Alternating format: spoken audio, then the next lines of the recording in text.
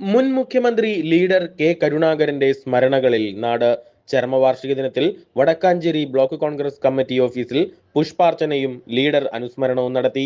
Block Congress president P G. Jayadeep അധ്യക്ഷത വഹിച്ചു. SAA Azad ഉദ്ഘാടനം ചെയ്തു. Johnny Chittilappilly, PS Radhakrishnan, ET Biju, TP Gireesan, N Gopalakrishnan, MH Shanavas, advocate C Vijayan, Jayan Mangalam, Philip Jacob, Ayyappan Kormath, KA Mahesh, K Krishnakumar തുടങ്ങിയവർ പ്രസംഗിച്ചു.